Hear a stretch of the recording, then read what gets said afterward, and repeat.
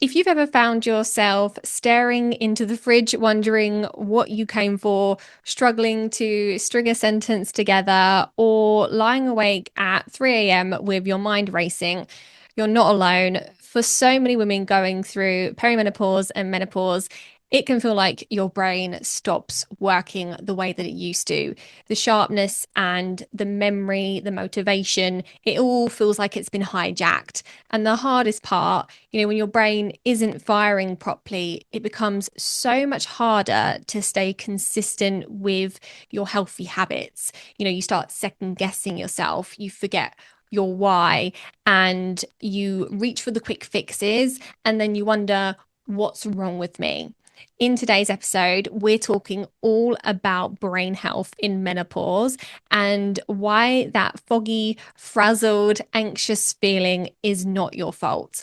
I'm joined by Laurie Hammer, host of the brilliant Take Back My Brain podcast, who specializes in helping mums to conquer anxiety and really using practical and nutritional methods.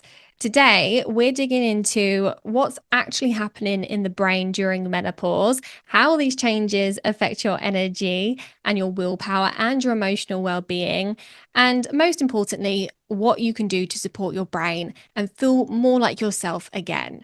Whether you're in the thick of it or you're just starting to notice those changes creeping in, this episode will give you clarity, validation, and practical steps to move forwards. So, Laurie, I'm so excited to have you here today. Your podcast is such a breath of fresh air in this space, and I know Oh, my thank audience you. is going to get so much from your perspective. Could you start by sharing a little bit about what brought you into working in this area of brain health and anxiety, and particularly supporting mums and women in their midlife? Yes, I love it. Well, thank you so much for having me. I'm very excited to be on today and just share this message. So, your introduction was amazing because we do feel like it's our fault, like there's something wrong with us, as we're transitioning into these new hormonal phases, and especially as a mom and as a woman, I think we're often misunderstood. So, I got into this really because I had my own health journey. I was anxious, I was depressed, I had a severe eating disorder. And you can't talk your way out of those things for the most part, right? And so my mantra is you can't talk away a nutrient deficiency, you can't medicate away a nutrient deficiency. That is helpful. I'm all for counseling and all of that, but I spent years in counseling trying to overcome this anxiety, the depression, the root cause issues, all those kind of things. I tried to get into eating disorder programs. I wasn't suicidal enough. I didn't meet all of those parameters to really get a deeper level of health. And in the end, it turned out to be a good thing because then I was exposed to functional medicine. I was exposed to this wonderful clinic in Mill Valley, California that had an outpatient program that their mantra was, you're addicted to what you're allergic to and your brain is deficient. And so I went to this outpatient program and they no longer have that outpatient program. Just so if anybody's looking for it, they don't have it anymore. But found out that I was indeed everything I binged and purged on was everything I was sensitive to. I had celiac disease, so no gluten. Everything I ate was gluten. I was sensitive to dairy. I had a yeast overgrowth, thyroid issues, adrenal issues, and my brain was severely depleted. And so that was my first exposure to amino acid therapy, where you use targeted therapeutic doses of specific amino acids to target a specific neurotransmitter in your brain to support your serotonin, your GABA pathways, your dopamine, your endorphins. And so when my brain was balanced the first time I had those supplements, I was like, what just happened? Like all of a sudden, the fog lifted, the anxiety lifted. It felt like this huge weight was taken off of my shoulders. And it was kind of overwhelming because I used my eating disorder and the anxiety and stuff to help me cope. It was normal for me, right? We normalized dysfunction. And so I had completely normalized that. So it was definitely a journey to kind of embrace that new freedom that my brain felt.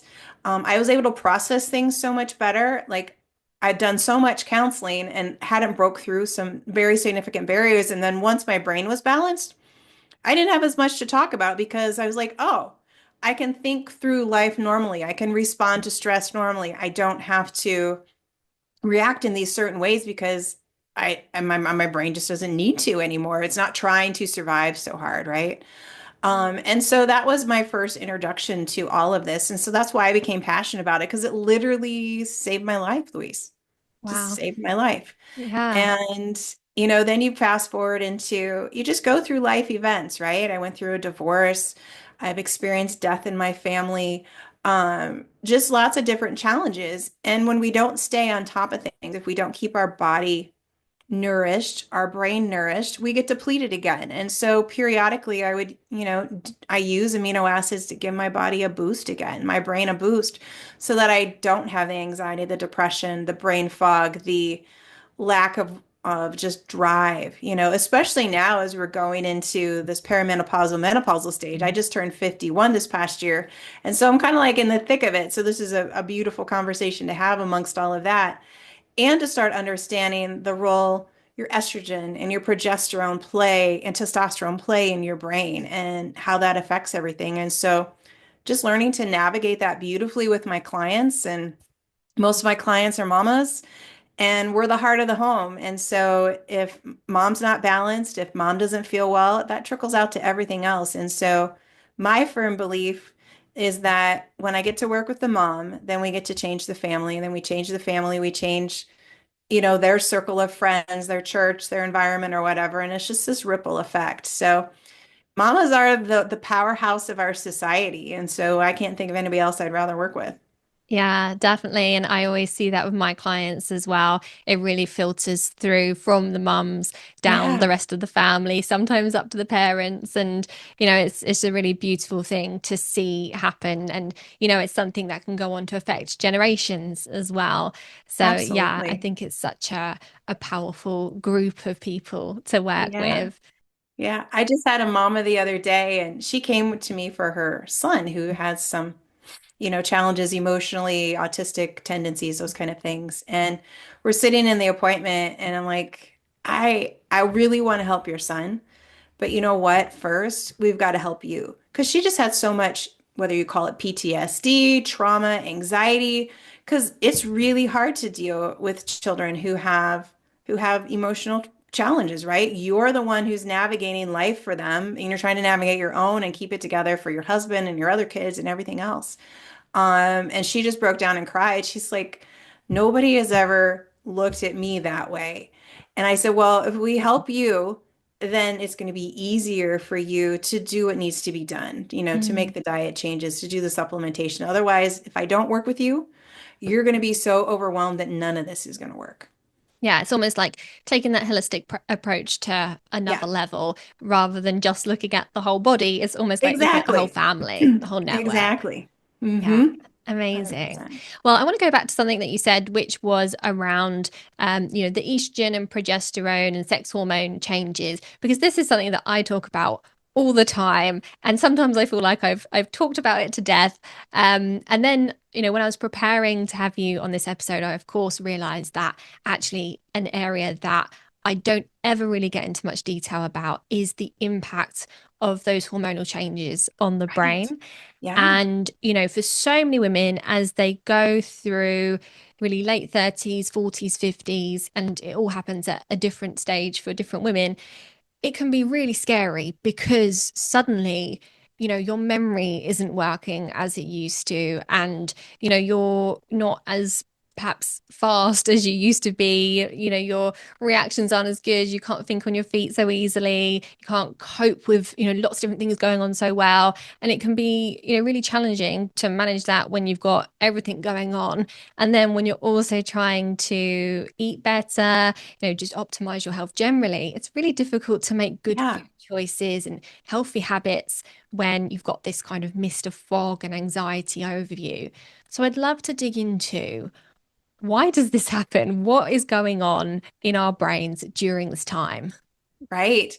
Well, I mean, estrogen and serotonin are very closely related. So one goes up, the other should go up. One goes down, the other should go down. And so we, as women, as we're transitioning, because our estrogen naturally goes lower, right? I mean, it's just going to naturally decline, but we have to make sure that it does it at a beautiful rate that we're supposed to have, right? And so not that we're tanked out.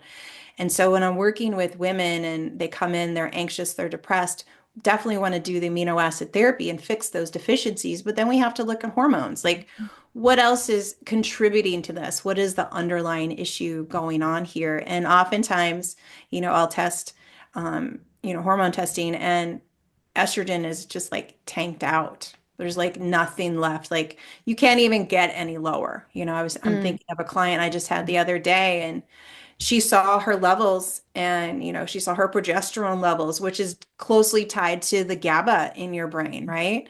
And so when those two things alone, your estrogen is tanked, your progesterone's tanked, and then you don't have serotonin, which is our happy, feel-good hormone. Like it's the sunshine, mm, right? It's our sunshine neurotransmitter. And GABA is the thing that helps us to respond to stress and just take a deep breath and let it out. So if everything is low, that's why you don't feel good, right? And so we want to make sure that we are addressing those things. And then you're going to get the brain fog, you're going to get the OCD thoughts.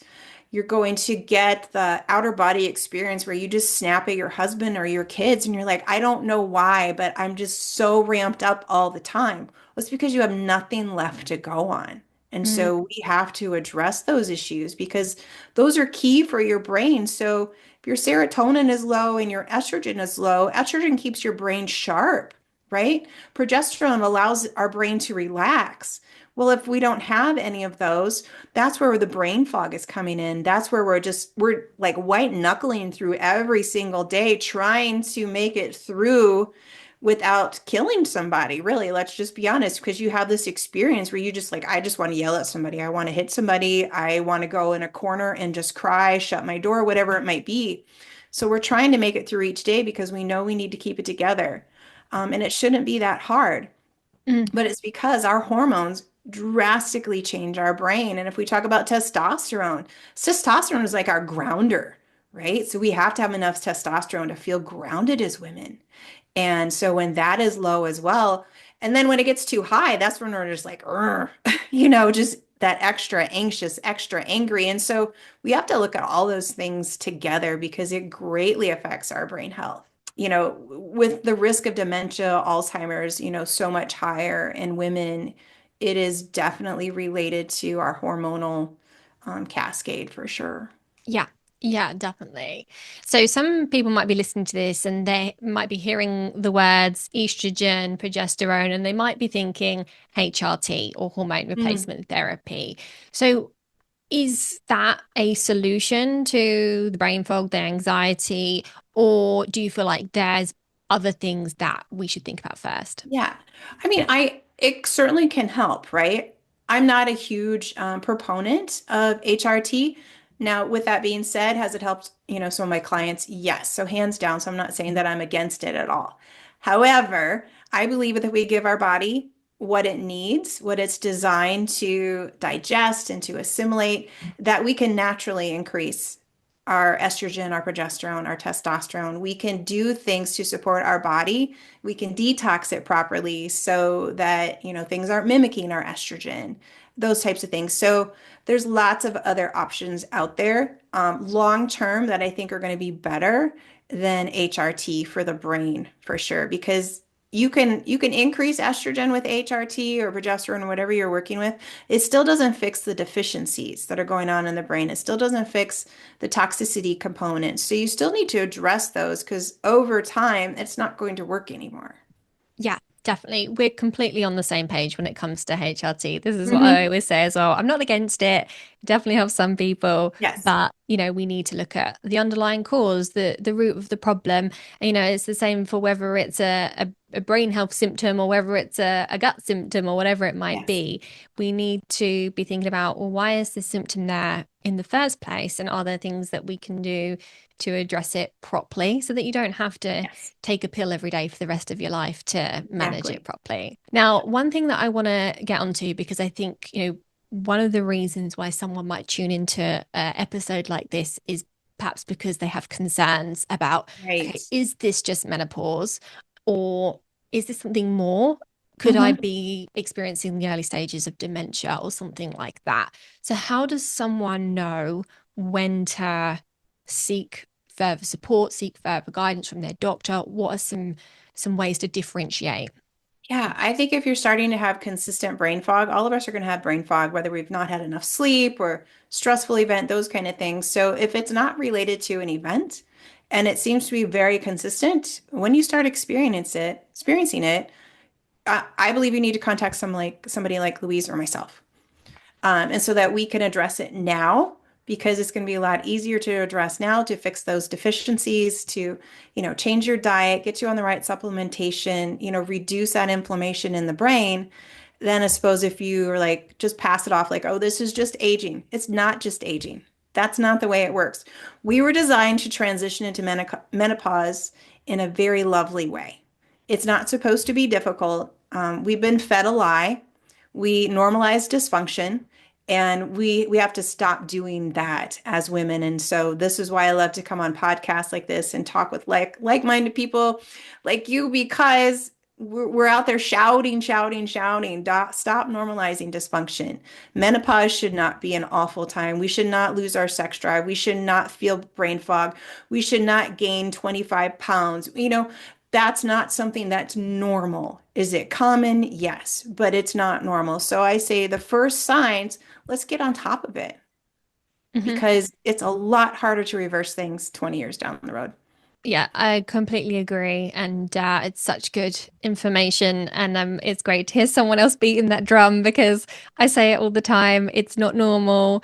Oh, Yes, it's common, but when we experience these symptoms, it's a sign of dysfunction in the body. It's not just a normal, natural part of menopause. And there's things that can be done, which segues us nicely because now I want to talk about solutions. yes. What are the kind of first things to think about for someone who wants to start addressing brain fog and anxiety? Let's just pick those two symptoms out as the top ones that I tend to hear about. Yeah.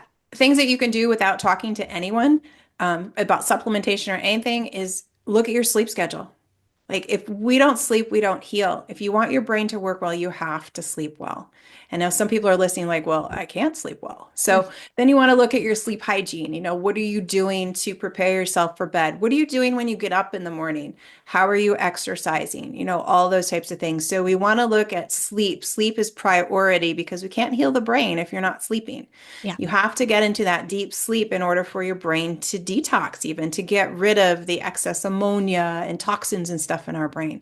And that doesn't happen if you're only getting 4 hours of sleep, you're only getting 5 minutes of deep sleep at that. Some people don't get it any at all. So sleep is number one priority. So we want to address that. Diet. Okay, are you consuming processed sugars? Are you consuming seed oils that are toxic to your body? Really work on those things first because you're going to notice a large difference in your brain health, how your body feels at a whole, because it's going to reduce that inflammation when you take those things out. I would also include grains in there. Most of our grains are highly toxic and sprayed. And all of them, whether they're organic or not, whether they're sourdough or not, you still need to take them out for a period of time. Doesn't mean you have to take them out forever. But if you really want to hone in on reducing that brain inflammation, that body inflammation to shift things in the positive direction, I really feel that those things are super important. Mm, yeah.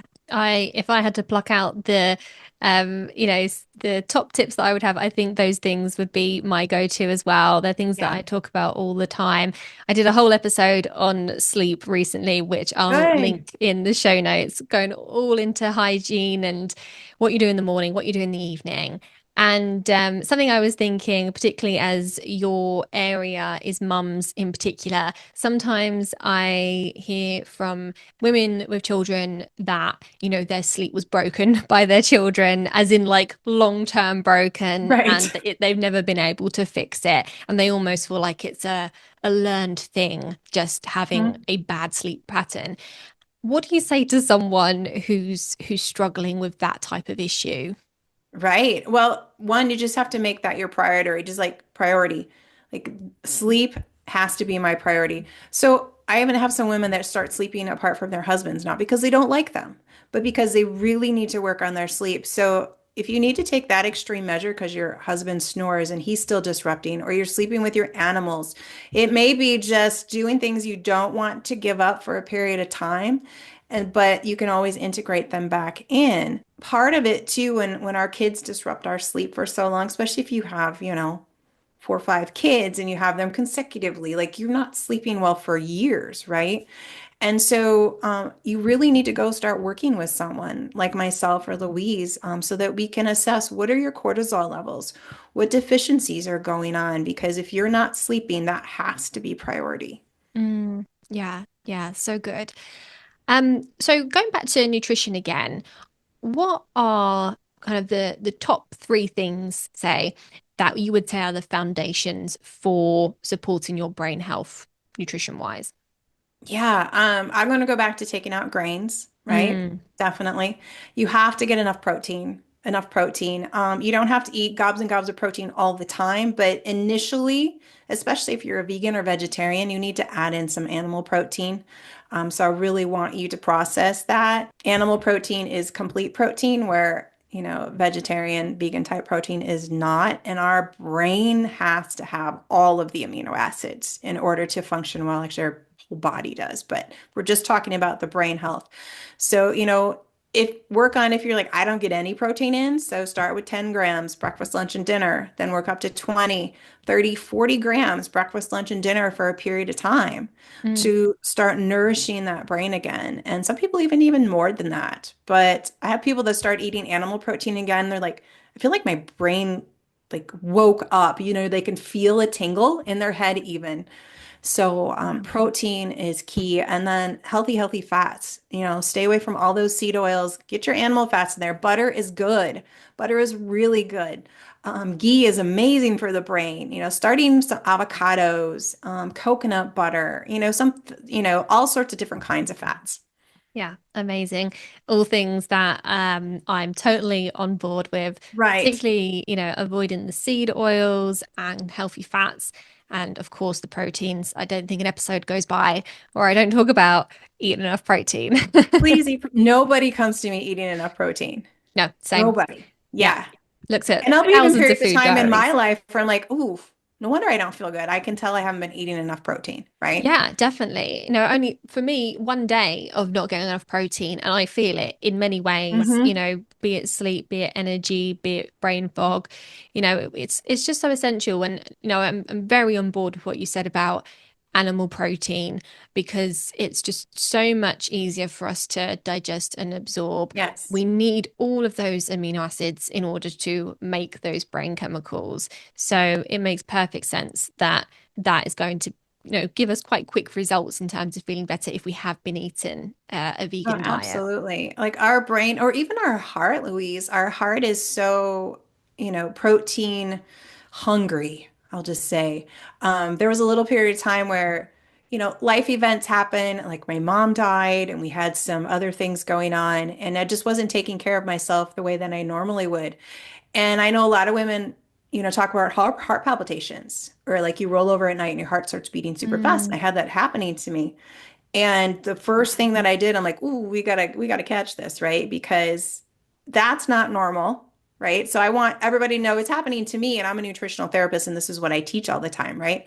So it's a deficiency that I had. Your heart needs that protein. Your heart needs those minerals and those fats from that animal protein. And so I was so diligent. I put myself on a carnivore diet and I just ate protein and fat, all animal protein, and that went away. And so I say that because a lot of times when we're transitioning into menopause, those types of things show up. And for women, we just kind of ignore it or go to the doctor and then they put us on a medication so that our heart doesn't palpitate anymore, mm, right? Or they'll go in and maybe it's really severe, they'll do a catheterization or something, when in fact it's a nutrient deficiency because we haven't been taking very good care of ourselves. We need more sleep, we need more protein, probably dehydrated, and maybe we need to take a 2 week vacation. Like that's not out of the question, ladies. So Make sure you're taking time off. If you're tired, you're transitioning into menopause. You're going from, 30 where you have tons and tons of energy, hopefully. And then as we age, we do need to take a little more time off. We don't have to keep the same schedule. And that's a hard one for me. I don't know about you, but I have to schedule in downtime. And if I don't schedule in downtime, then I'm just going to keep working through everything, right? And sometimes I sit in my downtime and my daughter will laugh at me. She's like, this is driving you crazy, isn't it? I'm like, yeah, I feel like I really need to be doing something. She goes, resting is what you're doing right now, mom. Mm, yeah. Right? Resting is what you're doing. And so reading a book or just go sitting in the sun, you can do absolutely nothing. It's okay to do those things Yeah. or And to thank not do you. those things, right? Yeah, and Yeah. thank you for giving our listeners that permission. I think sometimes we need a reminder that we need a break and it's okay Yes. to do nothing. We have this constant guilt of, Oh, needing to be constantly productive and always yes. achieving something. I, feel like that myself. And, if you do take a break, you I can end up looking back and think, oh God, I should have like got on with this during Mhm. that hour or whatever.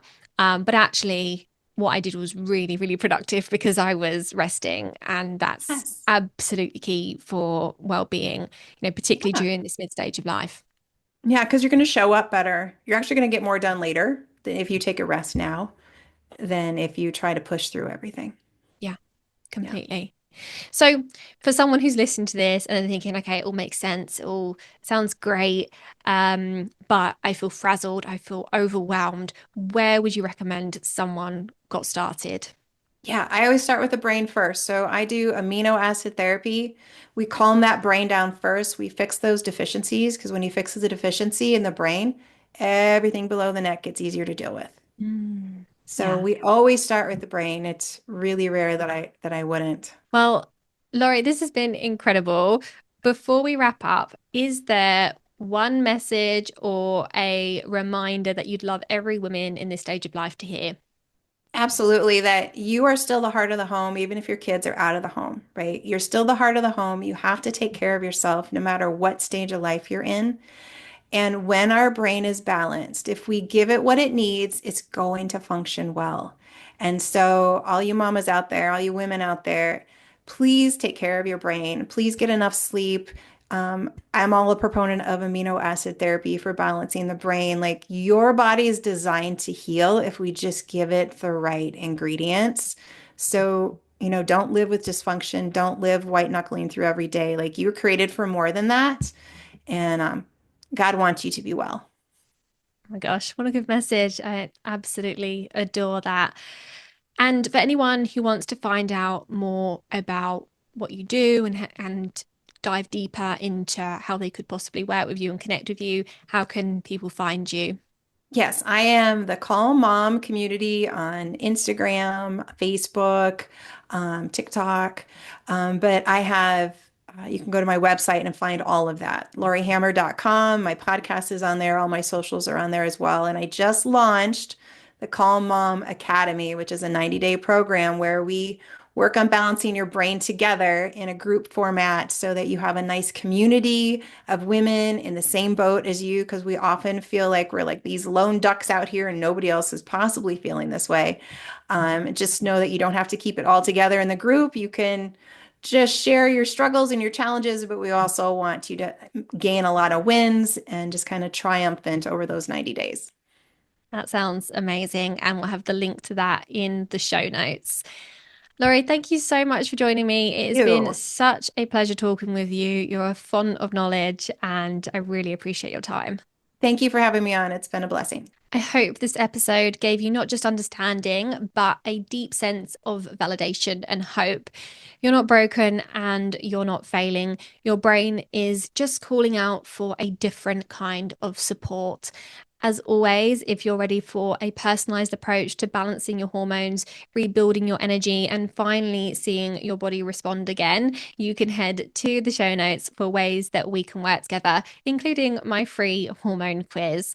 Until next time, take care of your beautiful, brilliant brain.